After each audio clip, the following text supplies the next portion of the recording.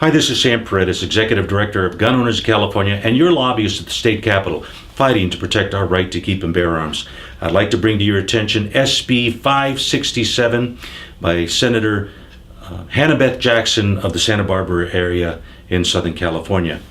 This bill will ban in California a revolving cylinder shotgun known as the Judge.